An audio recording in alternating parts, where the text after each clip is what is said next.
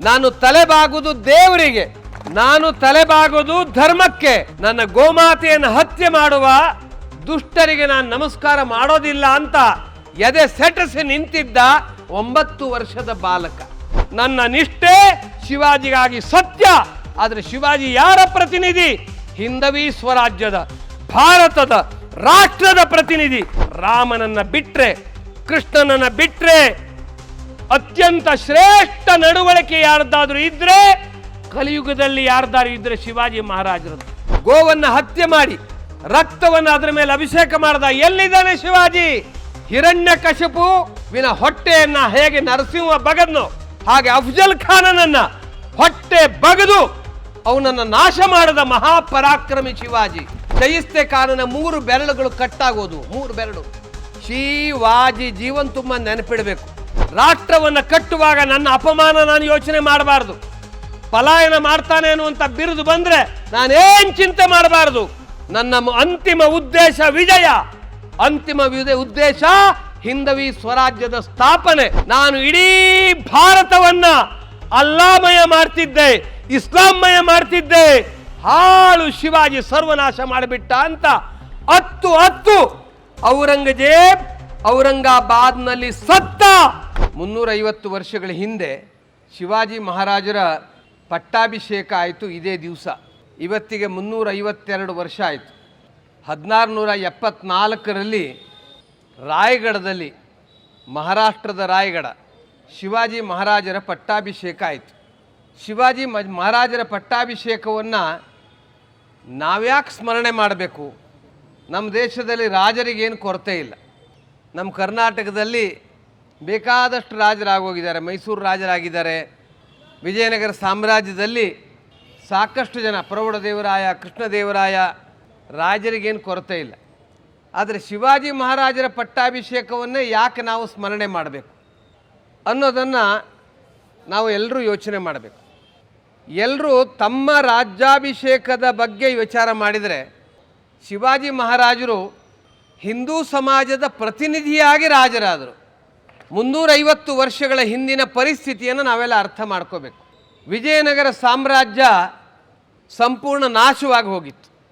ದಿಲ್ಲಿಯಲ್ಲಿ ಮೊಘಲ್ ಶಾಹಿ, ವಿಜಾಪುರದಲ್ಲಿ ಆದಿಲ್ ಶಾಹಿ, ಹೈದರಾಬಾದ್ನಲ್ಲಿ ನಿಜಾಮ್ ಶಾಹಿ, ಈ ರೀತಿ ದೇಶದ ವಿವಿಧ ಕಡೆಗಳಲ್ಲಿ ಹಿಂದೂ ಸಮಾಜವನ್ನು ನುಂಗಿ ನೀರು ಕುಡಿಲಿಕ್ಕೆ ಸದಾ ಸರ್ವದಾ ಪ್ರಯತ್ನ ಮಾಡ್ತಾ ಇದ್ದಂತಹ ಮೊಘಲರ ದರ್ಬಾರ್, ಮಹಾಪರಾಕ್ರಮಿಗಳು ದಿಲ್ಲೀಶ್ವರೋವಾ ಜಗದೀಶ್ವರೋವಾ, ದಿಲ್ಲಿಯಲ್ಲಿ ಯಾರು ಆಳ್ತಿದಾರೋ ಅವರೇ ಈಶ್ವರ ಅಂತ ಅಂದ್ಕೊಂಡು ಅವರಿಗೆ ನತಮಸ್ತಕರಾಗಿ ಅವರ ಅಡಿಯಾಳಾಗಿ ಕೆಲಸ ಮಾಡ್ತಾ ಇದ್ದಂಥ ಕಾಲ ಅದು.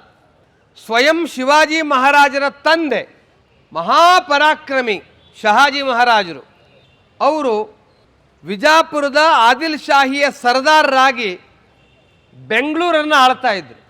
ಆದರೆ ಆದಿಲ್ ಶಾಹಿಯ ಕೈ ಕೆಳಗೆ ಮಹಾಪರಾಕ್ರಮಿಯಾಗಿದ್ದ ಶಹಾಜಿಯವರೂ ಸಹ ಕೆಲಸ ಮಾಡಬೇಕಾಗಿ ಬಂತು. ದೇಶದ ಪರಿಸ್ಥಿತಿ ಹೇಗಿತ್ತು? ರಾತ್ರಿ ಹಗಲು ಯಾರ ಮನೆಗೆ ಬೇಕಾದರೂ ನುಗ್ಗಬಹುದು, ಲೂಟಿ ಮಾಡ್ಬೋದು, ಮಹಿಳೆಯರನ್ನು ಎತ್ಕೊಂಡು ಹೋಗ್ಬೋದು, ಗೋವನ್ನು ಹತ್ಯೆ ಮಾಡಬಹುದು, ದೇವಸ್ಥಾನವನ್ನು ನಾಶ ಮಾಡಬಹುದು. ಯಾರೂ ಕೇಳೋರಿಲ್ಲ. ರಸ್ತೆಯಲ್ಲಿ ಸುಂದರ ಹುಡುಗಿ ಕಂಡ್ರೆ ಎತ್ಕೊಂಡು ಹೋಗೋದು. ಯಾರೂ ಎದುರಿಸುವ ತಾಕತ್ತಿಲ್ಲ. ಅಂತಹ ಒಂದು ಪರಿಸ್ಥಿತಿ ಇಡೀ ದೇಶದಲ್ಲಿ ನಿರ್ಮಾಣವಾಗಿತ್ತು. ರಾಜಸ್ಥಾನದ ಮೇವಾಡ ಬಿಟ್ಟರೆ ಉಳಿದಂಥ ರಾಜಸ್ಥಾನದ ಮಹಾಪರಾಕ್ರಮಿ ರಾಜರು, ರಾಜ ಜೈಸಿಂಹನಂತವರು ಔರಂಗಜೇಬನ ಅಡಿಯಾಳಾಗಿ ಔರಂಗಜೇಬನ ರಾಜ್ಯವನ್ನು ವಿಸ್ತಾರ ಮಾಡಲಿಕ್ಕೆ ಹೊರಟಿದ್ದಂಥ ಕಾಲ ಅದು. ತಮ್ಮ ಅಕ್ಕನನ್ನ, ತಮ್ಮ ತಂಗಿಯರನ್ನು ದಿಲ್ಲಿಯ ಸಿಂಹಾಸನದ ಗುಲಾಮರಾಗಿ ಅವರಿಗೆ ಸಂಬಂಧವನ್ನು ಬೆಳೆಸಿದಂಥ ಕಾಲ ಅದು. ಅಂಥ ಸಂದರ್ಭದಲ್ಲಿ ಹಿಂದೂ ಸಮಾಜ ಕುಗ್ಗಿ ಹೋಗಿ ತನ್ನ ಆತ್ಮವಿಶ್ವಾಸವನ್ನು ಕಳೆದುಕೊಂಡು, ನಮ್ಮ ಬದುಕೇ ಗುಲಾಮತನಕ್ಕೆ ಸರಿ, ನಮ್ಮ ಮಹಿಳೆಯರನ್ನು ರಕ್ಷಣೆ ಮಾಡೋ ತಾಕತ್ತು ನಮಗಿಲ್ಲ, ಏನಾಗತ್ತೋ ಆಗತ್ತು ಅನ್ನುವ ಒಂದು ದಯನೀಯ ಅವಸ್ಥೆಯಲ್ಲಿದ್ದಂಥ ಕಾಲ ಅದು. ಇವತ್ತಿನ ನಮ್ಮ ಜನರಿಗೆ ಅದರ ಅರ್ಥ ಆಗೋಕ್ಕೆ ಸಾಧ್ಯ ಇಲ್ಲ. ಇವತ್ತು ಯಾರು ಬಾಂಗ್ಲಾದೇಶದಲ್ಲಿದ್ದಾರಲ್ಲ ಅವರಿಗೆ ಅರ್ಥ ಆಗತ್ತೆ. ಕಾಶ್ಮೀರದಲ್ಲಿ ಹೇಗೆ ಕೆಲವು ದಿನಗಳ ಹಿಂದೆ ಘಟನೆ ನಡೆದೋಯ್ತು, ನಿತ್ಯ ನಡೀತಾ ಇದ್ದಂಥ ಕಾಲ ಅದು. ಅಂಥ ಸಂದರ್ಭದಲ್ಲಿ ಶಹಾಜಿ ಮಹಾರಾಜರ ಸುಪುತ್ರನಾದಂಥ ಶಿವಾಜಿ ಹಿಂದವಿ ಸ್ವರಾಜ್ಯವನ್ನು ಸ್ಥಾಪನೆ ಮಾಡ್ತೀನಿ ಅಂತ ನಿರ್ಣಯ ಮಾಡ್ದ. 12 ವರ್ಷದ ಬಾಲಕ ರೋಹಿರೇಶ್ವರದ ದೇವಸ್ಥಾನಕ್ಕೆ ಹೋಗಿ ಸುತ್ತಲೂ ಮಾದಿಲ್ ಶಾಹಿಯ ಮುಸಲ್ಮಾನರ ಭದ್ರಕೋಟೆಯ ನಡುವೆ ಇದ್ದಂತಹ ಆ ದೇವಸ್ಥಾನದ ಶಿವಲಿಂಗದ ಹತ್ರ ಹೋಗಿ ರಕ್ತ ತರ್ಪಣ ಮಾಡಿ, ನಾನು ರಾಜ್ಯ ಕಟ್ತೀನಿ ಅಂತ ಹೇಳಲಿಲ್ಲ, ನಾನು ಹಿಂದವಿ ಸ್ವರಾಜ್ಯ ಕಟ್ತೀನಿ ಅಂತ ಹೇಳ್ದ. ಹಿಂದವಿ ಸ್ವರಾಜ್ಯವನ್ನು ನಿರ್ಮಾಣ ಮಾಡ್ತೀನಿ. ಮತ್ತು ಅವ್ರು ಹೇಳ್ತಾ ಇದ್ದಂಥ ಸದಾ ಕಾಲ ಹೇಳ್ತಾ ಇದ್ದಂಥ ಮಾತು ಅಂದರೆ, ಹಿಂದವಿ ಸ್ವರಾಜ್ಯ ಹಿ ಶ್ರೀಚಿ ಇಚ್ಛಾ, ಇದು ಭಗವಂತನ ಇಚ್ಛೆ, ಇದು ನನ್ನ ಇಚ್ಛೆ ಅಲ್ಲ ಅಂತ ಹೇಳಿಕೊಂಡು 12 ವರ್ಷದ ಬಾಲಕ ಸಾಮಾನ್ಯ ಆಜುಬಾಜುಗಿದ್ದಂಥ ತನ್ನ ಮಿತ್ರರನ್ನು ಸೇರಿಸ್ಕೊಂಡು ಸೈನ್ಯವನ್ನು ಕಟ್ಟಿದ. ಅಪ್ಪ ಬೆಂಗಳೂರಿನಲ್ಲಿ, ಈತ ಇದ್ದಿದ್ದು ಪುಣೆಯಲ್ಲಿ. ತಾಯಿ ಪ್ರೇರಣೆ ಜೀಜಾಮಾತೆ. ಆತ ಚಿಕ್ಕವನಿದ್ದಾಗ ಬೆಂಗಳೂರಿಗೆ ಬಂದಿದ್ದ. ಆಗ ಆತನಿಗೆ 9 ವರ್ಷ. ಬೆಂಗಳೂರಿಗೆ ಬಂದ. ಬೆಂಗಳೂರಿನ ಅತ್ಯಂತ ಸುಂದರವಾದಂಥ ವಾತಾವರಣ ನೋಡಿದ. ಇಲ್ಲಿನ ಧಾರ್ಮಿಕ ಚಟುವಟಿಕೆಯಲ್ಲಿ ಪಾಲ್ಗೊಂಡ. ಆನಂದ ಆಯಿತು. ಅದೇ ಸಂದರ್ಭದಲ್ಲಿ ಆದಿಲ್ ಶಾಹಿ ಇವರ ಅಪ್ಪನನ್ನು ಕರೆದ್ರು ವಿಜಾಪುರಕ್ಕೆ ಬರಬೇಕು ಅಂತ. ತಂದೆ ತಾಯಿ ಮಕ್ಕಳು ಎಲ್ಲರೂ ಒಂದು ದಿನ ಹಂಪಿಯಲ್ಲಿದ್ದರು. ವಿಜಯನಗರ ಸಾಮ್ರಾಜ್ಯದಿಂದ ಪ್ರೇರಣೆಯನ್ನು ತಗೊಂಡ. ಅದಾದ ಮೇಲೆ ವಿಜಾಪುರಕ್ಕೆ ಹೋದ. ವಿಜಾಪುರದ ಆದಿಲ್ ಶಾಹಿ ದರ್ಬಾರದಲ್ಲಿ ಅಪ್ಪ ಕರ್ಕೊಂಡೋಗಿ ನಮಸ್ಕಾರ ಮಾಡುವಂತ ಹೇಳಿದಾಗ 9 ವರ್ಷದ ಬಾಲಕ ಶಿವಾಜಿ ಆತ ನಮಸ್ಕಾರ ಮಾಡಲಿಲ್ಲ, ತಲೆ ಬಾಗಲಿಲ್ಲ. ಮನಸ್ಸಿನಲ್ಲಿ ಸಂಕಲ್ಪ ಮಾಡ್ದ, ನಾನು ತಲೆ ಬಾಗುವುದು ದೇವರಿಗೆ, ನಾನು ತಲೆ ಬಾಗೋದು ಧರ್ಮಕ್ಕೆ, ನನ್ನ ತಲೆ ಬಾಗೋದು ನನ್ನ ತಂದೆಗೆ, ನನ್ನ ತಾಯಿಗೆ. ದೇವಸ್ಥಾನವನ್ನು ನಷ್ಟ ಮಾಡುವ, ಮಹಿಳೆಯರ ಮೇಲೆ ಅತ್ಯಾಚಾರ ಮಾಡುವ, ಸಮಾಜವನ್ನು ಭಗ್ನಗೊಳಿಸುವ, ಸಂಸ್ಕೃತಿಯನ್ನು ನಾಶ ಮಾಡುವ, ನನ್ನ ಗೋಮಾತೆಯನ್ನು ಹತ್ಯೆ ಮಾಡುವ ದುಷ್ಟರಿಗೆ ನಾನು ನಮಸ್ಕಾರ ಮಾಡೋದಿಲ್ಲ ಅಂತ ಎದೆ ಸೆಟಸಿ ನಿಂತಿದ್ದ 9 ವರ್ಷದ ಬಾಲಕ. ಅದಾದ ಮೇಲೆ ಆತ ವಾಪಸ್ ಶಿವಾಜಿ ಪುಣೆಗೆ ಹೋಗಿ ಅಮ್ಮನ ಪ್ರೇರಣೆಯಂತೆ ವನವಾಸಿ ಬಾಲಕರನ್ನು ಸೇರಿಸ್ಕೊಂಡು ಸೈನ್ಯವನ್ನು ಕಟ್ಟಿದ. ತಾನಾಜಿ ಮಾಲ್ಸುರೆ, ನೇತಾಜಿ, ಈ ಥರದ ಅನೇಕ ಜನರನ್ನು ಸೇರಿಸ್ಕೊಂಡು ಆತ ಸೈನ್ಯವನ್ನು ಕಟ್ಟಿದ. ಆಟ ಆಡಿಸ್ತಾ ಆಡಿಸ್ತಾ ಅವರ ಹೃದಯದಲ್ಲಿ ಪರಾಕ್ರಮವನ್ನು ತುಂಬಿದ. ವ್ಯಕ್ತಿಗತವಾಗಿ ಶಿವಾಜಿಯ ಮೇಲೆ ನಿಷ್ಠೆಯನ್ನು ಬೆಳೆಸಲಿಲ್ಲ, ಅದರ ಬದಲಾಗಿ ಸ್ವರಾಜ್ಯದ ಮೇಲೆ ಪ್ರೀತಿಯನ್ನು ಬೆಳೆಸ್ದ, ರಾಷ್ಟ್ರ ಪ್ರೇಮವನ್ನು ಬೆಳೆಸ್ದ. ಇವತ್ತು ಹೇಗೆ ರಾಷ್ಟ್ರೀಯ ಸ್ವಯಂ ಸೇವಕ ಸಂಘದಲ್ಲಿ ವ್ಯಕ್ತಿ ಪೂಜೆ ಮಾಡೋದಿಲ್ಲ, ಶಿವಾಜಿಯ ಬಗ್ಗೆ ಗೌರವ, ಆದರೆ ನಿಷ್ಠೆ ದೇಶಕ್ಕೆ, ನಿಷ್ಠೆ ಧರ್ಮಕ್ಕೆ, ಇದನ್ನು ಆತ ತನ್ನ ಸಹಚರರಲ್ಲಿ ಕಲಿಸ್ಕೊಟ್ಟ. ಆಗಿದ್ದಂಥ ಕಾಲ ಹೇಗೆ, ಮುಸಲ್ಮಾನರು ಇದ್ದಕ್ಕಿದ್ದಾಗೆ ದಾಳಿ ಮಾಡೋರು, ಯಾವುದೇ ನಿಯಮ ಇಲ್ಲ. ರಾತ್ರಿ ಬೇಕಾದ್ರೂ ದಾಳಿ ಮಾಡ್ಬೋದು, ಹಗಲಿಗೆ ಬೇಕಾದ್ರೂ ದಾಳಿ ಮಾಡ್ಬೋದು, ಲೂಟಿ ಮಾಡ್ಬೋದು, ಸುಡಬಹುದು. ಇದು ಯಾವುದನ್ನು ಹಿಂದೂ ಸಮಾಜ ಮಾಡ್ತಿರಲಿಲ್ಲ. ಆದರೆ ಇದೆಲ್ಲವನ್ನು ಆ ದಿನ ಆದಿಲ್ ಶಾಹಿ ಇರ್ಬೋದು, ಮೊಘಲ್ ಶಾಹಿ ಇರ್ಬೋದು, ನಿಜಾಮ್ ಶಾಹಿ ಇರ್ಬೋದು, ಇವರೆಲ್ಲರೂ ಮಾಡ್ತಿದ್ರು. ಒಂದು ರಾಜ್ಯವನ್ನು ಗೆದ್ದ ನಂತರ ಆ ರಾಜ್ಯವನ್ನು ಸುಟ್ಟು ಹಾಕೋದು, ಸಂಸ್ಕೃತಿಯನ್ನು ನಷ್ಟ ಮಾಡೋದು, ಬಲಾತ್ಕಾರವಾಗಿ ಮತಾಂತರ ಮಾಡೋದು, ಮಹಿಳೆಯರ ಮೇಲೆ ಅತ್ಯಾಚಾರ ಮಾಡೋದು, ದೇವಸ್ಥಾನಗಳನ್ನು ಬೀಳಿಸೋದು, ಅಲ್ಲಿ ಮಸೀದಿಯನ್ನು ಕಟ್ಟೋದು, ಗೋಹತ್ಯೆ ಮಾಡೋದು, ಇದು ಸಹಜ ಕರ್ಮವಾಗಿ ಹೋಗಿತ್ತು. ಅಂಥ ಸಂದರ್ಭದಲ್ಲಿ ಶಠಂ ಪ್ರತಿ ಶಾಠ್ಯಂ ಅಂದರೆ ಎದುರಿಗಿರುವಂಥ ಶತ್ರುವನ್ನು ಎದುರಿಸಬೇಕಾದ್ರೆ ಅವರು ಹೇಗಿದ್ದಾರೋ ಹಾಗೆ ನಾನೂ ಸಹ ಯುದ್ಧ ಮಾಡಬೇಕು ಅಂತ ಯೋಚನೆ ಮಾಡಿ ಗೆಲುವೇ ನನ್ನ ಮಂತ್ರ ಅಂತ ನಿಶ್ಚಯ ಮಾಡದ. ನಮ್ಮ ದೇಶದಲ್ಲಿ ಸಾಮಾನ್ಯವಾಗಿದ್ದಂಥ ಏನು ಹತೋವಾ ಪ್ರಾಪ್ಸ್ಯಸಿ ಸ್ವರ್ಗಂ ಜಿತ್ವಾ ವಾ ಭೋಕ್ಷಸೆ ಮಹಿಂ ಅಂದ್ರೇನು, ಗೆದ್ರೆ ಭೂಮಿಯ ರಾಜನಾಗ್ತೀನಿ, ಸತ್ರೆ ಸ್ವರ್ಗಕ್ಕೆ ಹೋಗ್ತೀನಿ ನಾನು. ಶಿವಾಜಿ ಯೋಚನೆ ಮಾಡ್ದ, ನಾನು ಸತ್ರೆ ಹಿಂದೂ ಸಮಾಜ ಮತ್ತೆ ಸತ್ತು ಹೋಗತ್ತೆ, ಈ ಸಮಾಜವನ್ನು ನಾನು ಎತ್ತಬೇಕು ಅಂತಾದರೆ ನಾನು ಸಂದರ್ಭ ಬಂದಾಗ ಪಲಾಯನವನ್ನೂ ಮಾಡ್ತೀನಿ, ಅಪಮಾನವನ್ನೂ ಸಹಿಸ್ತೀನಿ. ನನ್ನ ಮಂತ್ರ, ನನ್ನ ತಂತ್ರ ಎಲ್ಲವೂ ಯಾವುದು? ವಿಜಯವೇ ನನ್ನ ತಂತ್ರ, ವಿಜಯವೇ ನನ್ನ ಮಂತ್ರ. ಗೆಲುವನ್ನು ಸಾಧನೆ ಮಾಡಬೇಕು, ಯುದ್ಧ ಮಾಡಬೇಕು, ಶತ್ರು ಮಲಗಿದ್ದಾಗ ದಾಳಿ ಮಾಡಬೇಕು, ಅವನ ಎಚ್ಚರಗೊಂಡು ಆಕ್ರಮಣ ಮಾಡಲಿಕ್ಕೆ ಸಿದ್ಧನಾಗಿ ಅವನ ಶಕ್ತಿ ಮೇಲಾಗ್ತಾ ಇದ್ದಾಗ ಪಲಾಯನ ಮಾಡಬೇಕು, ಮತ್ತೆ ಮಲಗಿದ್ದಾಗ ಮತ್ತೆ ಆಕ್ರಮಣ ಮಾಡಬೇಕು. ಈ ರೀತಿ ಮಾಡ್ತಾ ಶತ್ರುವಿನ ನಿಜವಾದ ತಂತ್ರವನ್ನು ಅರ್ಥ ಮಾಡಿಕೊಂಡು ಒಂದೊಂದೇ ಕೋಟೆಯನ್ನು ರಾತ್ರಿ ಹೋರಾಟ ಮಾಡ್ತಾ ಮಾಡ್ತಾ ಮಾಡ್ತಾ ಗೆಲ್ತಾ ಹೋದ.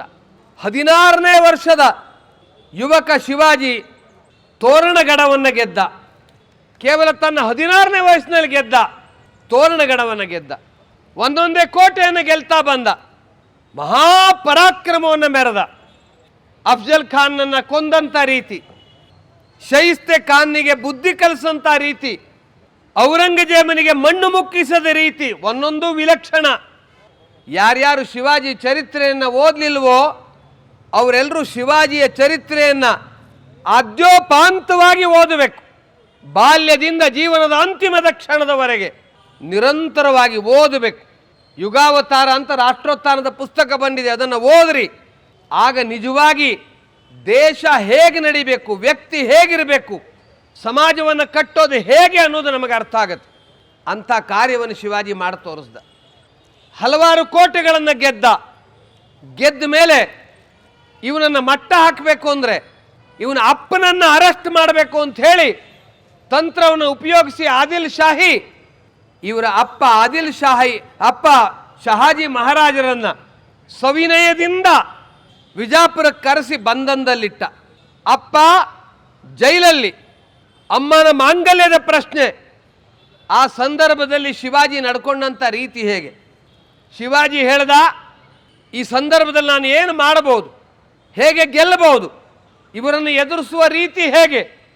ಶಿವಾಜಿಯನ್ನು ಎಲ್ಲಿವರೆಗೆ ಶಿವಾಜಿ ಬಂದು ನನ್ನ ಕೈ ಸೇರೋದಿಲ್ವೋ ಅಲ್ಲಿವರೆಗೆ ನಾನು ಅಪ್ಪನನ್ನು ಬಿಡೋದಿಲ್ಲ ಅಂತ ಆತ ನಿರ್ಮಾಣ ಮಾಡ್ದ. ಶಿವಾಜಿ ಬುದ್ಧಿ ಎಂಥ ತೀಕ್ಷ್ಣ ಅಂದರೆ ಅವನು ಔರಂಗಜೇಬನಿಗೆ ಪತ್ರ ಬರೆದ. ಔರಂಗಜೇಬನಿಗೆ ಪತ್ರ ಬರೆದು ಹೇಳ್ದ, ನಾನು ನಿಮ್ಮ ಸರ್ದಾರ್ನಾಗಿ ಕೆಲಸ ಮಾಡಬೇಕು ಅಂತ ನಾನು ಆಸೆ ಇಟ್ಕೊಂಡಿದ್ದೀನಿ. ಆದರೆ ಏನು ಮಾಡಲಿ, ನಮ್ಮ ಅಪ್ಪನನ್ನು ಆದಿಲ್ ಶಾಹಿ ಬಂದಿ ಖಾನೆಯಲ್ಲಿ ಇಟ್ಟಿದ್ದಾನೆ, ಅವನನ್ನು ಬಿಡಿಸ್ಕೊಡಿ, ನಾನು ನಿಮ್ಮ ಸರ್ದಾರ್ನಾಗ್ತೀನಿ ಅಂತ ಹೇಳ್ದ. ದೊಡ್ಡ ರಾಜನಿಗೆ ಸಣ್ಣ ರಾಜನ ಬಗ್ಗೆ ಕಂಪ್ಲೇಂಟ್ ಮಾಡಿದರೆ ಸಣ್ಣ ರಾಜ್ಯ ವಿಚಾರ ಮಾಡಬೇಕು. ಔರಂಗಜೇಬ ಸಿಟ್ಟಾದರೆ ಆದಿಲ್ ಶಾಹಿ ಏನು ಉಳಿಯಕ್ಕೆ ಸಾಧ್ಯ ಇಲ್ಲ. ಅಲ್ಲಿಂದ ಒಪ್ಪಿಗೆ ಪತ್ರ ಬಂತು, ನಾನು ನಿನ್ನನ್ನು ನನ್ನ 5,000 ಜನರ ಸರ್ದಾರ್ನಾಗಿ ನೇಮಕ ಮಾಡಿದ್ದೀನಿ ಅಂತ. ಅದು ಬರ್ತಾ ಇದ್ದ ಹಾಗೆ ಈ ಕಡೆ ಆದಿಲ್ ಶಾಹಿಯ ಪುಂಗಿ ಬಂದಾಯಿತು. ಅಪ್ಪನನ್ನು ಬಿಡಲಿಕ್ಕೆ ಶುರು ಮಾಡ್ದ.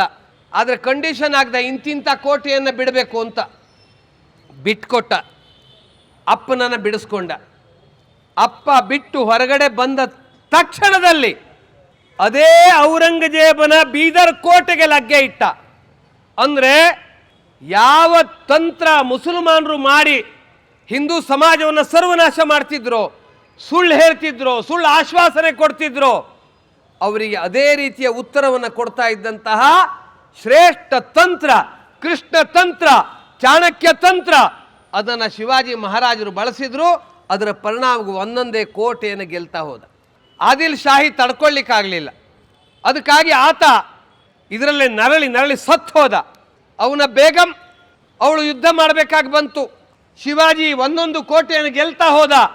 ಆಗ ಈ ಶಿವಾಜಿ ಮಹಾರಾಜನ ಅಪ್ಪನ ಜೊತೆಗಿದ್ದಂಥ ಒಬ್ಬ ಬಲವಂತ ಶಕ್ತಿವಂತ ಸರ್ದಾರ್ ಅಫ್ಜಲ್ ಖಾನ್, ಶಿವಾಜಿ ಮಹಾರಾಜರ ಅಪ್ಪನಷ್ಟೇ ಪರಾಕ್ರಮಿ, ಆತನಿಗೆ ವೀಳ್ಯದವನ್ನು ಕೊಟ್ಟ. ನೀನು ಹೋಗು, ಶಿವಾಜಿಯನ್ನು ಜಿಂದಾ ಯಾ ಮುರ್ದ ಹಿಡ್ಕೊಂಡು ಬಾ ಅಂತ ಹೇಳ್ದ. 1,00,000 ಸೈನಿಕರ ಜೊತೆಗೆ ಅಫ್ಜಲ್ ಖಾನ್ ಹೊರಟ. ಶಿವಾಜಿ ಹತ್ರ ಇದ್ದಂಥ ಸೈನಿಕರ ಸಂಖ್ಯೆ 10,000, ಅಫ್ಜಲ್ ಖಾನ್ ಹತ್ರ ಇದ್ದಂಥ ಸೈನ್ಯ 1,00,000. ಆಗ ಪನ್ನಾರ್ಗಢದಲ್ಲಿದ್ದು. ಆ ಸಂದರ್ಭದಲ್ಲಿ ಶಿವಾಜಿ ಹಿಡಿಲಿಕ್ಕೆ ಐತ ಹೊರಟ. ಒಂದೊಂದೇ ಊರನ್ನು ದಾಟಿ ವಿಜಾಪುರದಿಂದ ಹೊರಟವನು ಪಂಢರ್ಪುರಕ್ಕೆ ಹೊಡೆದ. ಪಂಢರಪುರದ ವಿಠೋಬಾನ ಮಂದಿರವನ್ನು ಒಡೆದಾಕದ. ತುಳಜಾಪುರಕ್ಕೆ ಹೋದ. ತುಳಜಾಪುರದಲ್ಲಿ ಶಿವಾಜಿ ಮಹಾರಾಜರ ಕುಲದೇವತೆ ಅಂಬಾ ಭವಾನಿ ಅದನ್ನು ಕಾಳಿನಿಂದ ಒದ್ದ. ಆಕಳನ್ನು ಗೋವನ್ನು ಹತ್ಯೆ ಮಾಡಿ ಆ ದನದ ರಕ್ತವನ್ನು ಅದರ ಮೇಲೆ ಅಭಿಷೇಕ ಮಾಡ್ದ. ಎಲ್ಲಿದ್ದಾನೆ ಶಿವಾಜಿ, ಎಲ್ಲಿದ್ದಾನೆ ಶಿವಾಜಿ ಅಂತ ಕೂಗುದ. ಶಿವಾಜಿ ಮಹಾರಾಜರಿಗೆ ಜನ ಬೈಲಿಕ್ಕೆ ಶುರು ಮಾಡಿದ್ರು. ದೊಡ್ಡ ದೊಡ್ಡ ಮಾತಾಡ್ತಾನೆ, ತನ್ನ ಕುಲದೇವತೆಯನ್ನು ಹೊಡೆದ್ರು ಸುಮ್ಮನೆ ಕೂತಿದ್ದಾನೆ. ಗೋವಿನ ಹತ್ಯೆ ನಡೀತಾ ಇದೆ, ಬ್ರಾಹ್ಮಣರ ಹತ್ಯೆ ನಡೀತಾ ಇದೆ, ದೇವಸ್ಥಾನವನ್ನು ಒಡೆದಾಕ್ತಾ ಇದ್ದಾರೆ. ಏನು ಮಾಡ್ತಾ ಇದ್ದಾನೆ ಶಿವಾಜಿ? ಡರ್ಪೋಕ್, ಶಿವಾಜಿ ಹೇಳಿ, ಶಿವಾಜಿ ಹಾಗೆ ಹೀಗೆ, ಒಳಗಿಂದೊಳಗೆ ಅಂಡರ್ಸ್ಟ್ಯಾಂಡಿಂಗ್ ಆಗಿದೆ. ನಮ್ಮಲ್ಲೆಲ್ಲ ಹೇಳ್ತಾರಲ್ಲ ರಾಜಕಾರಣಿಗಳಲ್ಲಿ, ಹಾಗೆ ಹೇಳಲಿಕ್ಕೆ ಶುರು ಮಾಡಿದ್ರು. ಶಿವಾಜಿಗೆ ಸಿಟ್ಟು ಬಂದು ಮೈದಾನಕ್ಕೆ ಬರಬೇಕು ಅಂತ ಉಳಿದವರೆಲ್ಲ ಪ್ರೇರಣೆ ಕೊಟ್ಟರು. ಶಿವಾಜಿ ಹೇಳ್ದ, ನಾನು ಮೈದಾನದಲ್ಲಿ ಯುದ್ಧ ಮಾಡಿದರೆ ಅವನು 1,00,000 ಸೈನ್ಯ, ನಂದೆಷ್ಟು 10,000, ನುಚ್ಚು ನೂರಾಗಿ ಹೋಗ್ತೀನಿ, ಇದು ಸಮಯ ಅಲ್ಲ, ಏನು ನಡೀತದೋ ನಡೀಲಿ ನೋಡೋಣ ಅಂದ. ಅದರ ಪರಿಣಾಮವಾಗಿ ಅಫ್ಜಲ್ ಖಾನ್ ನಿಧಾನವಾಗಿ ಮೇಲೆ ಬರ್ತಾ ಕಾಡಿನ ಕಡೆಗೆ ಬಂದ. ಕಾಡಿನ ಮಧ್ಯದಲ್ಲಿದ್ದಂಥ ಕೋಟೆಯಲ್ಲಿ ಶಿವಾಜಿ ಒಳಗಡೆ ಕೂತಿದ್ದ. 2 ತಿಂಗಳ ಕಳೀತು, ಒಳಗಡೆ ದವಸ ಧಾನ್ಯ ಮುಗಿತಾ ಬಂತು. ಆದರೂ ವ್ಯವಸ್ಥೆಯನ್ನು ಮಾಡಿಕೊಂಡ ಶಿವಾಜಿ. ಶರಣಾಗತ ಆಗುವಂಥ ಲಕ್ಷಣ ಕಾಣಲಿಲ್ಲ. ಅಫ್ಜಲ್ ಖಾನ್ ಸುದ್ದಿ ಕಳಿಸ್ದ, ಜಲ್ದಿ ಬಾ, ಇಲ್ಲಾಂದ್ರೆ ಹಾಗೆ ಮಾಡ್ತೀನಿ ಹೀಗೆ ಮಾಡ್ತೀನಿ ಅಂತ. ಶಿವಾಜಿ ತಂತ್ರವನ್ನು ಶುರು ಮಾಡ್ದ. ನಾನು ನಿಮ್ಮಪ್ಪ ಮತ್ತು ನಮ್ಮಪ್ಪ ಇಬ್ಬರು ಮಿತ್ರರು, ನಾನು ನಿನಗೆ ಒಂದು ರೀತಿಯಲ್ಲಿ ಮಗ ಇದ್ದಾಗೆ. ನಾನು ಬಹಳ ದೊಡ್ಡ ಅಪರಾಧ ಮಾಡಿಬಿಟ್ಟಿದ್ದೀನಿ, ಅನೇಕ ಕೆಟ್ಟ ಕೆಲಸವನ್ನು ಮಾಡಿಬಿಟ್ಟಿದ್ದೀನಿ. ದಯವಿಟ್ಟು ನಿನ್ನ ಎದುರುಗಡೆ ಬರುವಷ್ಟು ಧೈರ್ಯ ನನಗಿಲ್ಲ. ನೀನು ನನ್ನ ಮುಗಿಸ್ಬಿಟ್ರೆ ಅದಕ್ಕೆ ನಾನು ನಿನಗೆ ಬರಲಿಕ್ಕೆ ಆಗ್ತಾ ಇಲ್ಲ, ದಯವಿಟ್ಟು ಕ್ಷಮಿಸು, ನೀನೇ ನನ್ನ ಹತ್ರ ಬಾ ಅಂತ ಹೇಳಿ ಸವಿನಯದಿಂದ ಪ್ರಾರ್ಥನೆ ಮಾಡಿಕೊಂಡ. 1 ಸಲ 2 ಸಲ 3 ಸಲ ಒಳ್ಳೆ ನಟನೆ ಮಾಡುವಂಥ ವ್ಯಕ್ತಿನ ಅಫ್ಜಲ್ ಖಾನ್ ಹತ್ರ ಕಳಿಸ್ಕೊಟ್ಟ. ಅವನು ಇಷ್ಟು ನಟನೆ ಮಾಡ್ದ ಅಂದರೆ ಶಿವಾಜಿ ಹೆದರೋಗ್ಬಿಟ್ಟಿದ್ದಾನೆ. ಅವನು ಏನೂ ಮಾಡೋಕ್ಕೆ ಸಾಧ್ಯ ಇಲ್ಲದ ಪರಿಸ್ಥಿತಿ ಆಗಿದೆ. ಇಷ್ಟೇ ಹೆದರಿದ್ದಾನೆ ಅಂದರೆ ನಿಮ್ಮ ಹತ್ರ ಬರಲಿಕ್ಕೆ ಸಾಧ್ಯ ಇಲ್ಲ. ನೀವೊಂದು ಕೆಲಸ ಮಾಡಿ, ಮೇಲೆ ಬನ್ನಿ, ಕೋಟೆ ಒಳಗಡೆ ಬನ್ನಿ, ಹೆಚ್ಚು ಜನ ಬರಬೇಡಿ, 10 ಜನ ಬನ್ನಿ ಸಾಕು. ನೀವು ಹೆಚ್ಚು ಜನ ಬಂದರೆ ಅವ್ನು ಸಿಗೋದೇ ಇಲ್ಲ, ಓಡೋಗ್ಬಿಡ್ತಾನೆ, ಇಲಿ ಇದ್ದಂಗೆ ಓಡೋಗ್ಬಿಡ್ತಾನೆ. ಇಷ್ಟು ಹೆದರಿ ಬಿಟ್ಟಿದ್ದಾನೆ ಶಿವಾಜಿ ಅಂತ ಹೇಳಿದ ಮೇಲೆ ಅಫ್ಜಲ್ ಖಾನ್ ಶಿವಾಜಿ ನಿಶ್ಚಯ ಮಾಡಿದ ಸ್ಥಾನಕ್ಕೆ 10 ಜನ ಸರ್ದಾರನ ಕರ್ಕೊಂಡು ಬರ್ತಾನೆ. ಕಂಡೀಷನ್ ಏನು? ಶಿವಾಜಿ 10 ಜನರ ಜೊತೆಗೆ ಬರಬೇಕು, ಅಫ್ಜಲ್ ಖಾನ್ 10 ಜನರ ಜೊತೆಗೆ ಬರಬೇಕು, ಇಬ್ಬರು ಮಿಲನ ಆಗಬೇಕು. ಅಫ್ಜಲ್ ಖಾನ್ 6 ಅಡಿ 6.5 ಅಡಿಯ ಎತ್ತರ, ಶಿವಾಜಿ 5 ಅಡಿಯ ಕುಳ್ಳ. ಎಲ್ಲರೂ ಜಗತ್ತು ನಿರ್ಣಯ ಮಾಡ್ತು, ಅಫ್ಜಲ್ ಖಾನನ ಭೇಟಿ ಇವತ್ತಿದೆ ಮಧ್ಯಾಹ್ನ 2 ಗಂಟೆಗೆ, ಶಿವಾಜಿ ಕಥೆ ಮುಗೀತು ಅಂತ. ಆದರೆ ಇಬ್ಬರು ಒಟ್ಟಿಗೆ ಸೇರಿದಾಗ ಶಿವಾಜಿ ತನ್ನ ಶರೀರದಲ್ಲಿ ಸಂಪೂರ್ಣ ವ್ಯವಸ್ಥೆಯನ್ನು ಮಾಡಿಕೊಂಡು ಬಂದಿದ್ದ. ಅವನಿಗೆ ಗೊತ್ತಿತ್ತು ಅಫ್ಜಲ್ ಖಾನ್ ಮೋಸಗಾರ, ಪೃಥ್ವಿರಾಜನಿಗೆ ಮೋಸನ ಮಾಡಿದವರು ಇವರೆಲ್ಲ, ಇವರನ್ನು ನಂಬಕ್ಕೆ ಸಾಧ್ಯ ಇಲ್ಲ ಅಂತ ಲೋಹೆಯ ಅಂಗಿಯನ್ನು ಹಾಕ್ಕೊಂಡು ಬಂದಿದ್ದ, ಲೋಹದ ಬನಿಯನ್ನು ಹಾಕ್ಕೊಂಡು ಬಂದಿದ್ದ, ಮತ್ತು ಕೈಯಲ್ಲಿ ವ್ಯಾಘ್ರ ನಖ ಹುಲಿಯ ಉಗುರನ್ನು ಧರಿಸ್ಕೊಂಡು ಬಂದಿದ್ದ. ಬಂದ ನಂತರ ಮೊದಲನೇದಾಗಿ ಅಫ್ಜಲ್ ಖಾನ್ ಅವನ ಮೇಲೆ ಆಕ್ರಮಣವನ್ನು ಮಾಡ್ದ. ಲೋಹದ ಅಂಗಿ ಅದು ಟರ್ ಅಂತ ಹರಿಲಿಕ್ಕೆ ಶುರುವಾಯಿತು. ಆಗ ತಡ ಮಾಡದೆ ಅಫ್ಜಲ್ ಖಾನನ ಅಪ್ಪುಗೆಯಿಂದ ತಪ್ಪಿಸ್ಕೊಂಡು ಅವನು ಹೊಟ್ಟೆಯನ್ನು ಬಗೆದು, ಹಿರಣ್ಯಕಶಿಪುವಿನ ಹೊಟ್ಟೆಯನ್ನು ಹೇಗೆ ನರಸಿಂಹ ಬಗದ್ನೋ ಹಾಗೆ ಅಫ್ಜಲ್ ಖಾನನನ್ನು ಹೊಟ್ಟೆ ಬಗೆದು ಅವನನ್ನು ನಾಶ ಮಾಡಿದ ಮಹಾಪರಾಕ್ರಮಿ ಶಿವಾಜಿ. ಅಂದರೆ ಶತ್ರುವಿನ ವೀಕ್ನೆಸ್ ಎಲ್ಲಿದೆ, ಶತ್ರುವನ್ನು ಎಲ್ಲಿ ಎದುರಿಸಬೇಕು, ಹೇಗೆ ಎದುರಿಸಬೇಕು, ಜನ ಬೈದ್ರೆ ಬೈಕೊಳ್ಳಿ, ನಾನೇನು ಮಾಡಬೇಕು ಅನ್ನೋದನ್ನು ಯೋಚನೆ ಮಾಡಿದಂಥ ಶಿವಾಜಿ 1 ಸಲ ಯುದ್ಧ ತಂತ್ರ ಮಾಡಿದ್ದನ್ನು 2ನೇ ಸಲ ಮಾಡಲಿಲ್ಲ. ಸಿದ್ದಿ ಜೌಹರ್ ಆಕ್ರಮಣ ಮಾಡಿದಾಗ ಅಲ್ಲಿಂದ ಪಲಾಯನ ಮಾಡಿ ಇನ್ನೊಂದು ಕೋಟೆಗೆ ಹೋದ. ಶೈಸ್ತೆ ಖಾನ್ ಪುಣೆಯ ಒಳಗಡೆ ಬಂದು ಅವನ ದರ್ಬಾರ್ನಲ್ಲಿ ನಿಂತಾಗ ರಾತ್ರಿ ಮದುವೆಯ ವಿವಾಹದ ಕಾರ್ಯಕ್ರಮದ ಸಂದರ್ಭದಲ್ಲಿ ಬಾಜಾ ಭಜಂತ್ರಿ ಇರುತ್ತಲ್ಲ, ನಮ್ಮಲ್ಲಿ ಭಜಂತ್ರಿಗಳಿರ್ತಾರಲ್ಲ ಸಂಗೀತಕಾರರು, ಆ ರೀತಿ ಬ್ಯಾಂಡ್ನವರು ಜೊತೆಗೆ ಶಿವಾಜಿ ಮಹಾರಾಜರು ಒಳಗಡೆ ಹೋಗಿ ಶೈಸ್ತೆ ಖಾನನ ಅರಮನೆ ಒಳಗಡೆ ನುಗ್ಗಿ, ಅದು ಶಿವಾಜಿಯ ಮನೆ, ಶಿವಾಜಿಯ ಕೋಟೆ, ಅದನ್ನೇ ಶಹಾಜಿ ಆಕ್ರಮಣ ಮಾಡಿದ್ದ. ಅದ್ರ ಒಳಗಡೆ ಹೋಗಿ ರಾತ್ರಿಯ 1 ಕೋಟೆ ಶಿವಾಜಿಗೆ ಚಿರಪರಿಚಿತ. ರಾತ್ರಿ ಹೋಗಿ ಆತನ ಮಹಲಿಗೆ ನುಗ್ಗಿ ಅದರ ಒಳಗಡೆ ಆಕ್ರಮಣ ಮಾಡ್ದ. ಆ ಸಂದರ್ಭದಲ್ಲಿ ಶಯಿಸ್ತೆ ಖಾನನ 3 ಬೆರಳುಗಳು ಕಟ್ಟಾಗೋದು. 3 ಬೆರಳು. ಶಿವಾಜಿ ಜೀವನ್ ತುಂಬ ನೆನಪಿಡಬೇಕು. ಇನ್ನೊಂದ್ಸಲ ಆತ ಪುಣೆ ಕಡೆಗೆ ತಲೆ ಹಾಕಿ ಮಲಗಲಿಲ್ಲ. ಈ ಥರದ ಎಷ್ಟು ಉದಾಹರಣೆ ಹೇಳಬಹುದು. ಒಂದು ಸಲ ಉಪಯೋಗಿಸಿದ ಯುದ್ಧ ತಂತ್ರ ಇನ್ನೊಂದ್ಸಲ ಇಲ್ಲ. ಗೆಲುವು ನನ್ನದು. ಸೋಲುವ ಪರಿಸ್ಥಿತಿ ಬಂದಾಗ ಓಡು ಹೋಗು, ಗೆಲ್ಲುವ ಪರಿಸ್ಥಿತಿ ಬಂದಾಗ ಆಕ್ರಮಣ ಮಾಡು. ನಮ್ಮ ಉದ್ದೇಶ ಗೆಲುವು. ಆದರೆ ಗೆಲುವಿನ ಸಂದರ್ಭದಲ್ಲಿ ಸಾಮಾನ್ಯ ಜನಕ್ಕೆ ಅನ್ಯಾಯ ಆಗಬಾರ್ದು, ಸಾಮಾನ್ಯ ಜನರನ್ನು ಲೂಟಿ ಮಾಡಬಾರ್ದು. ಸೈನ್ಯಕ್ಕೆ ಸೂಚನೆ ಕೊಟ್ಟಿದ್ದ, ನೀವು ಎಲ್ಲೆಲ್ಲಿ ಹೋಗ್ತಿರೋ ಅಲ್ಲಿ ರೈತರ ಫಸಲನ್ನು ಅವರಿಗೆ ಹಣ ಕೊಟ್ಟು ಖರೀದಿ ಮಾಡಬೇಕು. ಅವರ ಜಮೀನಿನಲ್ಲಿ ನೀವು ಟೆಂಟ್ ಹಾಕಬೇಕಾದ್ರೆ ಅವರಿಗೆ ಕಿರಾಯ ಬಾಡಿಗೆ ಕೊಟ್ಟು ಆ ಭೂಮಿಯನ್ನು ಉಪಯೋಗಿಸಬೇಕು. ಮನಸ್ಸಿಗೆ ಬಂದಾಗ ಯಾರದ್ದೂ ಮಾಡಾಗಿಲ್ಲ. ನಮ್ಮಲ್ಲಿ ಇವತ್ತಿಗೂ ನಡೀತಾರೆ. ಅನೇಕ ಜನ ಪೊಲೀಸರು ಇರ್ತಾರೆ. ಎಲ್ಲ ಪೊಲೀಸರು ಹಂಗಿಲ್ಲ, ಕೆಲವು ಪೊಲೀಸರು ಇರ್ತಾರೆ. ಅವ್ರಿಗೆ ಕೆಲಸ ಬಂತು ಅಂದರೆ ರಿಕ್ಷಾದಲ್ಲಿ ಹೋಗುವಾಗಲೂ ಪುಕ್ಕಟೆ ಹೋಗ್ತಾರೆ. ಆದರೆ ಶಿವಾಜಿ ಮಹಾರಾಜರು ಸೂಚನೆ ಕೊಟ್ಟಿದ್ರು. ಸೂಚನೆ ಏನು? ಯಾವುದೇ ಸೈನಿಕ ಸಾಮಾನ್ಯ ಜನರಿಗೆ ತೊಂದರೆ ಕೊಡೋ ಹಾಗಿಲ್ಲ, ಬಡವರಿಗೆ ತೊಂದರೆ ಕೊಡೋ ಹಾಗಿಲ್ಲ. ಅವರ ಜಾಗವನ್ನು ದುಡ್ಡು ಕೊಟ್ಟು ಜಾಗವನ್ನು ತಗೊಳ್ಬೇಕು, ಆಹಾರ ಸಾಮಗ್ರಿಯನ್ನು ದುಡ್ಡು ಕೊಟ್ಟು ತಗೋಬೇಕು. ಇಂತಹ ಒಳ್ಳೆಯ ಪದ್ಧತಿಯನ್ನು ಹಾಕಿ ಜನರಿಗೆ ಯಾವುದೇ ರೀತಿಯ ತೊಂದರೆ ಕೊಡದ, ಶತ್ರುವಿಗೆ ಸರಿಯಾದಂಥ ಬುದ್ಧಿ ಕಲಿಸುವ ಶ್ರೇಷ್ಠ ಯುದ್ಧ ಧರ್ಮವನ್ನು ಅನುಸರಿಸಿದಂಥ ಏಕಮೇವ ವ್ಯಕ್ತಿ ಭಾರತದ ವ್ಯಕ್ತಿ ಅಂದರೆ ಶಿವಾಜಿ ಮಹಾರಾಜರು. ರಾಜಸ್ಥಾನದಲ್ಲೂ ವೀರಿದ್ರು. ಅವರು ಪರಾಕ್ರಮಕ್ಕೇನು ಕೊರತೆ ಇರಲಿಲ್ಲ. ಆದರೆ ಯುದ್ಧ ಮಾಡ್ತಾ ಮಾಡ್ತಾ ಸಾವನ್ನು ಅರ್ಪಣೆ ಮಾಡ್ತಿದ್ರು. ಶಿವಾಜಿಯ ಪ್ರಶ್ನೆ ಅಂದರೆ, ನಾನು ಸತ್ತೋದ್ರೆ ಹಿಂದೂ ಸಮಾಜ ಉಳಿಯತ್ತೇನೋ? ನನ್ನ ಉದ್ದೇಶ ಯಾವುದು? ಹಿಂದೂ ಸಮಾಜವನ್ನು ಉಳಿಸೋದು, ನನ್ನ ರಾಷ್ಟ್ರವನ್ನು ಕಟ್ಟೋದು. ರಾಷ್ಟ್ರವನ್ನು ಕಟ್ಟುವಾಗ ನನ್ನ ಅಪಮಾನ ನಾನು ಯೋಚನೆ ಮಾಡಬಾರ್ದು. ಪಲಾಯನ ಮಾಡ್ತಾನೆ ಅನ್ನುವಂಥ ಬಿರುದು ಬಂದರೆ ನಾನೇನು ಚಿಂತೆ ಮಾಡಬಾರ್ದು. ನನ್ನ ಅಂತಿಮ ಉದ್ದೇಶ ವಿಜಯ, ಅಂತಿಮ ಉದ್ದೇಶ ಹಿಂದವಿ ಸ್ವರಾಜ್ಯದ ಸ್ಥಾಪನೆ ಅಂತ ಶಿವಾಜಿ ಮಹಾರಾಜರು ಯೋಚನೆ ಮಾಡಿದ್ರು. ಒಂದೊಂದು ಉದಾಹರಣೆ ಹೇಳಿದ್ರೆ ನಾನು 2 ಗಂಟೆ ಉಪನ್ಯಾಸ ಮಾಡಬಹುದು. ಹೆಚ್ಚು ಹೇಳಕ್ಕೆ ಇಷ್ಟಪಡಲ್ಲ. ನಾನು ಒಂದು ಘಟನೆಯನ್ನು ಹೇಳ್ತೀನಿ ನೋಡಿ. ಇಡೀ ದೇಶದ, ಇಡೀ ಜಗತ್ತಿನ ಇತಿಹಾಸದಲ್ಲಿ ಒಬ್ಬ ರಾಜ ಇನ್ನೊಬ್ಬ ರಾಜನ ಗುಹೆಯಿಂದ ತಪ್ಪಿಸ್ಕೊಳ್ಳೋದು ಎಷ್ಟು ಕಷ್ಟ. ಶಿವಾಜಿ ಮಹಾರಾಜರು ಅವರನ್ನು ಔರಂಗಜೇಬ ಕರೆದ. ಅನಿವಾರ್ಯವಾಗಿತ್ತು. ಯಾಕೆಂದರೆ ಔರಂಗಜೇಬನ ಮಹಾಪರಾಕ್ರಮಿ ಸರ್ದಾರ ದಕ್ಷಿಣದಲ್ಲಿ 1,00,000 ಸೈನಿಕರನ್ನು ಕರ್ಕೊಂಡು ಬಂದು ನಿಂತು ಬಿಟ್ಟಿದ್ದ. ಅಂಥ ಸಂದರ್ಭದಲ್ಲಿ ಸ್ವಲ್ಪ ದೃಷ್ಟಿಯನ್ನು ಬದಲಾಯಿಸಬೇಕಾಗಿತ್ತು. ಅನಿವಾರ್ಯವಾಗಿ ಆಗ್ರಾಕ್ಕೆ ಹೋದರು. ಆಗ್ರಾದಲ್ಲಿ ಶಿವಾಜಿಯನ್ನ ಔರಂಗಜೇಬ್ ಮೋಸದಲ್ಲಿ ಬಂಧನ ಮಾಡ್ದ.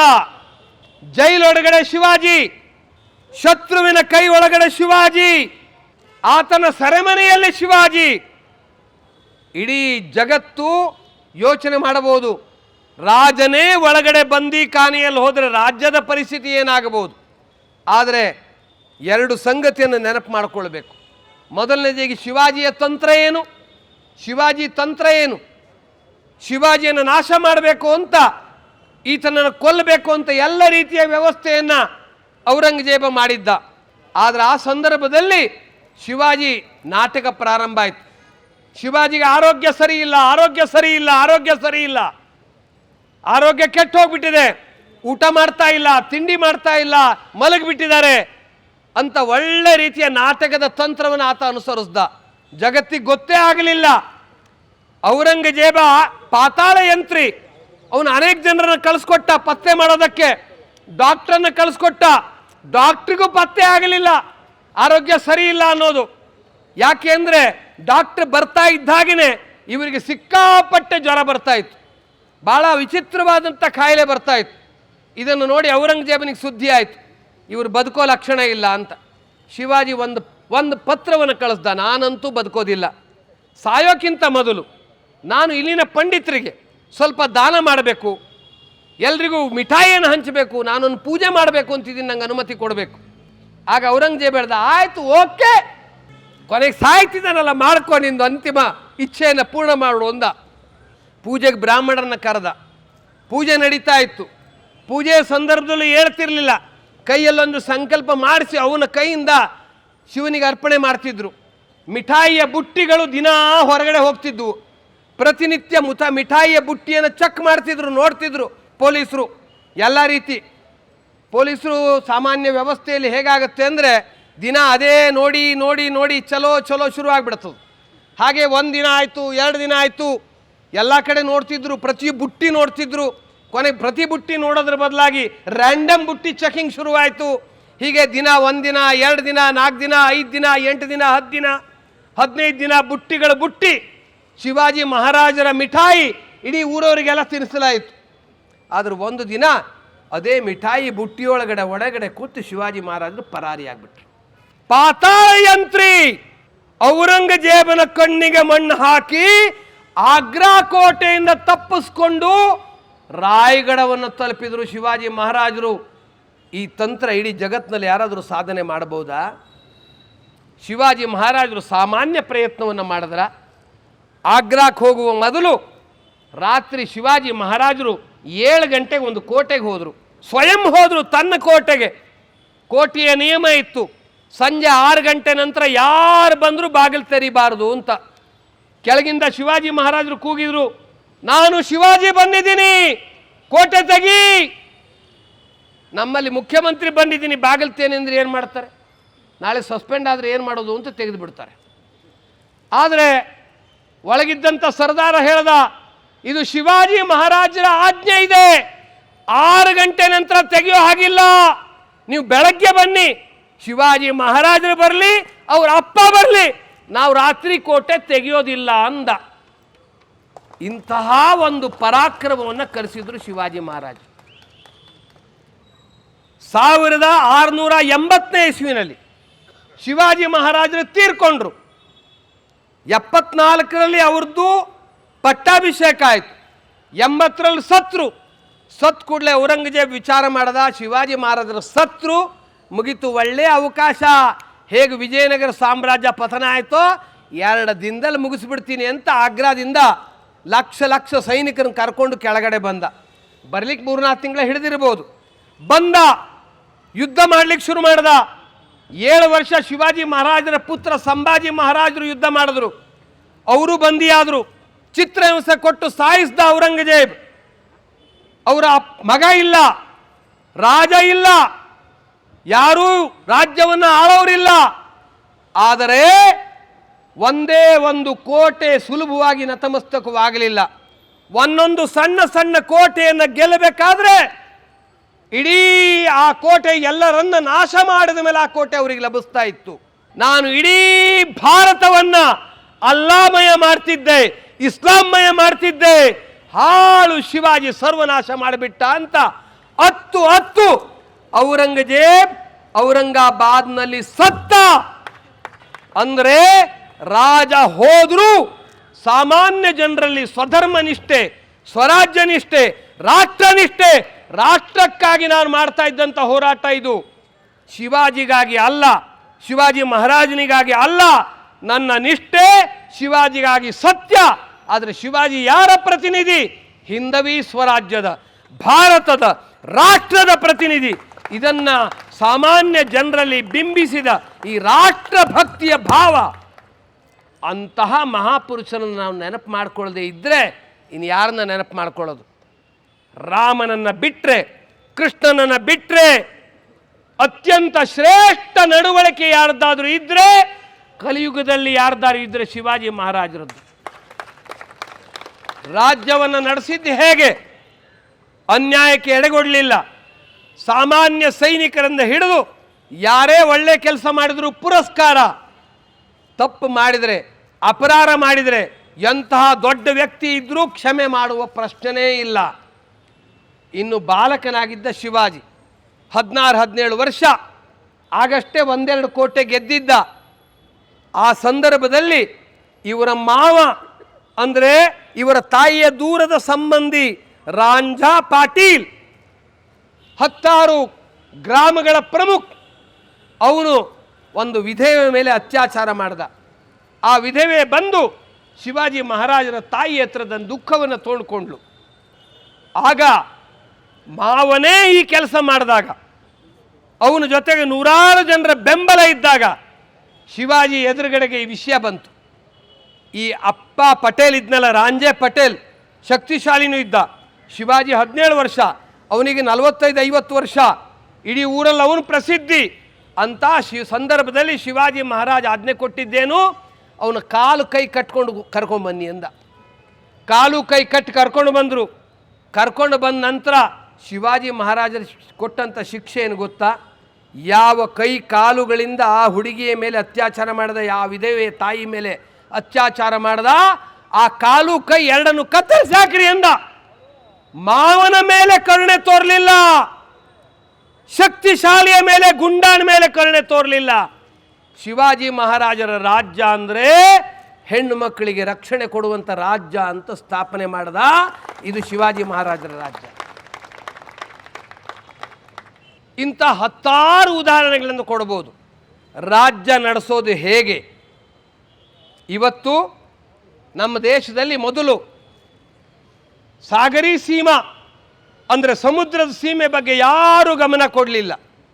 ಆದರೆ ಶಿವಾಜಿ ಮಹಾರಾಜರು ಸಿಂಧುದುರ್ಗದ ಕೋಟೆಯನ್ನು ಕಟ್ಟಿದರು, ನೌಕಾಯಾನವನ್ನು ಪ್ರಾರಂಭ ಮಾಡಿದರು, ನೌಕಾ ಪಡೆಯನ್ನು ನಿರ್ಮಾಣ ಮಾಡಿದರು, ಗುಪ್ತಚರ ಯಂತ್ರ, ಔರಂಗಜೇಬನಿಗೂ ಗೊತ್ತಾಗದಷ್ಟು ಗುಪ್ತಚರ ಯಂತ್ರವನ್ನು ಸ್ಥಾಪನೆ ಮಾಡಿದರು. ಎಷ್ಟು ಉದಾಹರಣೆ ಹೇಳಬಹುದು. ಜೀವನದಲ್ಲಿ, ಸಮಾಜದಲ್ಲಿ ಹೇಗೆ ಪರಿವರ್ತನೆ ತರಬೇಕು, ಸಾಮಾನ್ಯ ಜನರಲ್ಲಿ ಹೇಗೆ ದೇಶಭಕ್ತಿಯನ್ನು ನಿರ್ಮಾಣ ಮಾಡಬೇಕು, ಅದನ್ನು ಕಲಿಸ್ಕೊಟ್ಟಂಥ ಶ್ರೇಷ್ಠ ಕಾರ್ಯ ಶಿವಾಜಿದು. ಕೊನೆಯದಾಗಿ ಒಂದು ಉದಾಹರಣೆ ಹೇಳಿ ನಾನು ಮುಗಿಸ್ತೀನಿ. ಶಿವಾಜಿ ಮಹಾರಾಜರು ಆಗ್ರಾದಲ್ಲಿ ಬಂದಿಯಾದಾಗ ಕೇವಲ ಒಬ್ಬರೇ ಇರಲಿಲ್ಲ, ಅವ್ರ ಮಗ ಇದ್ದ. ಅವ್ರ ಮಗನ ವಯಸ್ಸು 12 ವರ್ಷ. ಸಂಭಾಜಿ ಅವನು ಜೊತೆಗಿದ್ದ, ಅವನು ಜೈಲಲ್ಲಿದ್ದ. ಶಿವಾಜಿ ಮಹಾರಾಜರು ಆಗ್ರಾದಿಂದ ತಪ್ಪಿಸ್ಕೊಂಡ ನಂತರ ಅವನು ಹೊರಗಡೆ ಬಂದ ನಂತರ ಶಿವಾಜಿ ಮಹಾರಾಜರು ವಿಚಾರ ಮಾಡಿದರು, ಆಗ್ರಾದಿಂದ ಮುಸಲ್ಮಾನರ ಎಲ್ಲ ಪಹರೆ ನಡುವೆ ನಾನು ವಾಪಸ್ ರಾಯಗಢಕ್ಕೆ ತಲುಪಬೇಕಾದ್ರೆ ಈ ಬಾಲಕ ನನ್ನ ಜೊತೆಗಿದ್ದರೆ ತಲುಪೋದು ಭಾಳ ಕಷ್ಟ. ಅದಕ್ಕಾಗಿ ಶಿವಾಜಿ ಮಹಾರಾಜ ಬುದ್ಧಿವಂತಿಕೆ ಏನು ನೋಡಿ, ಅವರು ಮಥುರಾದಲ್ಲಿ ಒಬ್ಬ ಪಂಡಿತರ ಮನೆಯಲ್ಲಿ ಆತನನ್ನು ಇಟ್ಟರು. ಮತ್ತು ಇವರು ಬರುವಾಗ ದಾರಿ ಸೀದಾ ಬರಲಿಲ್ಲ, ಅವರು ಅಲ್ಲಿಂದ ಒರಿಸ್ಸಾಕ್ಕೆ ಹೋದರು. ಒರಿಸ್ಸಾದಿಂದ ಆಂಧ್ರದ ಮೂಲಕ ಮಹಾರಾಷ್ಟ್ರದ ರಾಯಗಢಕ್ಕೆ ಹೋಲಿದ್ರು. ಏನಂತಾರೆ ಬುದ್ಧಿವಂತಿಕೆಗೆ? ಹೇಗೆ ನೋಡಿ. ಅದನ್ನು ಬಿಡಿ, ಮಗನನ್ನು ಒಬ್ಬ ಬ್ರಾಹ್ಮಣನ ಮನೆಯಲ್ಲಿ ಇಟ್ಟರು. ಇವರು ಕ್ಷತ್ರಿಯ ರಾಜ ಬ್ರಾಹ್ಮಣನಲ್ಲಿ ತನ್ನ ಮಗನನ್ನು ಇಟ್ಟ. ಮನೆಗೆ ಬಂದರು, ವಾಪಸ್ ಬಂದರು. ಮನೆಯವರಿಗೆ ಗೊತ್ತಿರಲಿಲ್ಲ ಇವರು ಬರೋದು. ಆಶ್ಚರ್ಯ ಆಯಿತು, ತಾಯಿಗೆ, ಹೆಂಡತಿಗೆ, ಎಲ್ರಿಗೂ ಆಶ್ಚರ್ಯ. ಬಂದ ಮೇಲೆ ಮಗ ಬರಲಿಲ್ಲ. ಎಲ್ಲಿ ಹೋದ ಮಗ ಅಂತ ಕೇಳಿದ್ರೆ ಮಗ ಸತ್ತು ಹೋದ ಅಂತ ಹೇಳಿದ್ರು. ಮಗ ಸತ್ತು ಹೋದ. ಬರುವಾಗ ಜಾಗದಲ್ಲಿ ಇಂಥ ದೂರದಿಂದ ಬರಬೇಕಾಗಿತ್ತು, ಆ ವೇಗವನ್ನು ತಾಳ್ಕೊಳ್ಳಿಕ್ಕಾಗದೆ ಅವನು ತೀರ್ಕೊಂಡು ಬಿಟ್ಟ ಅಂತ ಹೇಳಿದ್ರು. ಮಗನ ಶ್ರಾದ್ದ ಮಾಡಿದ್ರು. ಔರಂಗಜೇಬನವರೆಗೆ ಸುದ್ದಿ ತಲುಪ್ತು, ಮಗ ಸತ್ತೋದ. ಔರಂಗಜೇಬನ ಪಹರೆ ಶಿಥಿಲವಾಗೋಯ್ತು. ಅದಾದ ಮೇಲೆ ಇವರು ಮಥುರಾಕ್ಕೆ ಸುದ್ದಿ ಕೊಟ್ಟರು, ನನ್ನ ಮಗನನ್ನು ಕರ್ಕೊಂಬನ್ನಿ ಅಂತ. ಆತ ಕರ್ಕೊಂಬರ್ತಾ ಇದ್ದ. ಸ್ವಲ್ಪ ದಾರಿಯನ್ನು ಪರಿಕ್ರಮ ಮಾಡಿ ಮಧ್ಯ ಬರ್ತಾ ದೂರದಲ್ಲಿ ಬಂದ ನಂತರ ಒಂದು ಕಡೆಗೆ ಒಬ್ಬ ಪೊಲೀಸ್ ಅಂದರೆ ಒಬ್ಬ ಸೈನಿಕನ ಕೈಗೆ ಸಿಕ್ಕಿಬಿದ್ರು. ಇವರಿಗೆ ಡೌಟ್ ಬಂತು, ಅವರಿಗೆ ಸೈನಿಕರಿಗೆ. ಅಪ್ಪ ಮಗನ ರೀತಿ ಇಲ್ಲ, ಏನು ಕೇಳಿದ್ರೆ ಹೇಳ್ತಾರೆ ನನ್ನ ಮಗ ಅಂತಿದ್ದಾರೆ. ಇವನು ಯಾರು? ನನ್ನ ಮಗ. ಜುಟ್ಟ ಬಿಟ್ಟಿದ್ದಾರೆ, ಎಲ್ಲ ರೀತಿ ವ್ಯವಸ್ಥೆ ಮಾಡಿದ್ದಾರೆ, ಅದೇ ರೀತಿ ಕರ್ಕೊಂಡು ಬಂದಿದ್ದಾರೆ, ಬ್ರಾಹ್ಮಣನ ವೇಷ ಹಾಕಿದ್ದಾರೆ, ಅದೆಲ್ಲ ಸರಿ. ಆದರೆ ನೋಡಿದ್ರೆ ಮಗನ ಥರ ಕಾಣ್ತಾ ಇಲ್ಲ, ಡೌಟ್ ಬಂದ್ಬಿಡ್ತು ಅವರಿಗೆ. ಆಗ ಅವರಂದರು, ನೀನು ಇವನ ಮಗ ಅಲ್ಲ ಅಂತ ನಮ್ಗೆ ಡೌಟ್ ಬರ್ತಾ ಇದೆ. ಇಲ್ಲ, ನನ್ನ ಮಗ ಅಂದ. ನಿನ್ನ ಮಗನೇ ಆಗಿದ್ದರೆ ನೀವಿಬ್ಬರು ಒಂದೇ ತಟ್ಟೆಯಲ್ಲಿ ಊಟ ಮಾಡಿ ಎಂದರು. ಇವತ್ತು ಕ್ಷತ್ರಿಯರು ಬ್ರಾಹ್ಮಣರು ಒಂದೇ ತಟ್ಟೆಯಲ್ಲಿ ಇವತ್ತು ನಮ್ಮ ಬೆಂಗಳೂರಿನಲ್ಲಿ ಊಟ ಮಾಡ್ತಾರ? ಸಾಧ್ಯ ಇದೆಯಾ? ಆದರೆ ಬ್ರಾಹ್ಮಣನಾದಂತಹ ಒಬ್ಬ ನಿಷ್ಠಾವಂತ ಬ್ರಾಹ್ಮಣ ಶಿವಾಜಿ ಮಹಾರಾಜನ ಮಗನ ಜೊತೆಗೆ ಒಂದು ಕ್ಷಣ ವಿಚಾರ ಮಾಡಲಿಲ್ಲ. ತನ್ನಿ ತಟ್ಟೆಯಿಂದ ಒಟ್ಟಿಗೆ ಸೇರಿ ಇಬ್ಬರು ಅಪ್ಪ ಮಕ್ಕಳಂತೆ ಊಟ ಮಾಡಿದ್ರು. ಸಂಶಯ ನಿವಾರಣೆ ಆಯಿತು, ವಾಪಸ್ ಬಂದರು. ಸಮಾಜದಲ್ಲಿ ರಾಷ್ಟ್ರಕ್ಕಾಗಿ ನನ್ನ ಜಾತಿ, ಪಂಥ, ಸಂಪ್ರದಾಯ, ಪದ್ಧತಿಗಳು ಇದೆಲ್ಲವನ್ನ ತ್ಯಜಿಸಿ ರಾಷ್ಟ್ರಕ್ಕಾಗಿ ಎಲ್ಲವನ್ನ ಮಾಡ್ತೀನಿ ಅನ್ನುವಂಥ ಭಾವವನ್ನು ಬೆಳೆಸಿದಂಥ ಶ್ರೇಷ್ಠ ಸಂಗತಿ ಶಿವಾಜಿ ಮಹಾರಾಜರು. ಅದಕ್ಕಾಗಿ ಅವರ ಪಟ್ಟಾಭಿಷೇಕ ಇದು ಒಬ್ಬ ರಾಜನ ಪಟ್ಟಾಭಿಷೇಕ ಅಲ್ಲ. ಸತ್ತು ಹೋಗ್ತಾ ಇದ್ದಂಥ ಹಿಂದೂ ಸಮಾಜದಲ್ಲಿ ನವಚೈತನ್ಯವನ್ನು ನಿರ್ಮಾಣ ಮಾಡಿ ಮೂರ್ತಿಗೆ ಜೀವವನ್ನು ತುಂಬಿದಂತಹ ಆ ಮಹಾಪುರುಷನ್ನ ನಾವು ನೆನಪು ಮಾಡಿಕೊಳ್ಳದೇ ಇದ್ದರೆ ಭಾರತವನ್ನು ಕಟ್ಟೋದು ಹೇಗೆ? ಭಾರತವನ್ನು ಕಟ್ಟೋದು ಹೇಗೆ? ಹೀಗಾಗಿ ಭಾರತವನ್ನು ಕಟ್ಟಬೇಕಾದ್ರೆ ಶಿವಾಜಿ ಮಹಾರಾಜರ ಆ ಜೀವನವನ್ನು ನೆನಪು ಮಾಡಿಕೊಳ್ಬೇಕು, ಒಂದೊಂದು ಘಟನೆಯನ್ನು ನೆನಪು ಮಾಡಿಕೊಳ್ಬೇಕು. ಅಂಥ ಶ್ರೇಷ್ಠ ಶಿವಾಜಿಯ ಜೀವನ ನಮ್ಮೆಲ್ಲರಿಗೂ ಪ್ರೇರಣೆಯಾಗಲಿ. ಅವರನ್ನು ಆರತಿ ಬೆಳಗಿ ಪುಷ್ಪಾರ್ಚನೆ ಮಾಡಿ ನಮಸ್ಕಾರ ಮಾಡಿದರೂ ಸಾಲದಿಲ್ಲ. ಅವರು ಒಂದೊಂದು ಗುಣವನ್ನು ನಮ್ಮಲ್ಲಿ ಪ್ರತ್ಯಕ್ಷ ಜೀವನದಲ್ಲಿ ಆಚರಿಸುವ, ರಾಷ್ಟ್ರದ ಹಿತಕ್ಕಾಗಿ ಬದುಕುವ, ಪ್ರತಿಯೊಬ್ಬರಲ್ಲಿ ರಾಷ್ಟ್ರಭಕ್ತಿಯನ್ನು ಕಾಣುವ ನಮ್ಮ ಸ್ವಭಾವ ಆಗಬೇಕು. ನಮ್ಮೆಲ್ಲರ ಪ್ರಯತ್ನದಿಂದ ಭಾರತ ಶಿವಾಜಿ ಮಹಾರಾಜರ ಕನಸಿನ ರಾಷ್ಟ್ರವಾಗಲಿ, ಅಂಥ ಒಂದು ಶ್ರೇಷ್ಠತೆ ಭಾರತಕ್ಕೆ ಬರಲಿ, ಅದನ್ನು ನಮ್ಮ ಕಣ್ಣಿನಿಂದ ನೋಡುವಂತೆ ಆಗಲಿ ಅಂತ ಆ ಶ್ರೀದೇವರಲ್ಲಿ ಪ್ರಾರ್ಥನೆ ಮಾಡಿಕೊಂಡು ನಿಮ್ಮೆಲ್ಲರಿಗೂ ವಂದಿಸಿ ನನ್ನ ಮಾತನ್ನು ಮುಕ್ತಾಯ ಮಾಡ್ತೀನಿ. ಜೈ ಶ್ರೀರಾಮ್.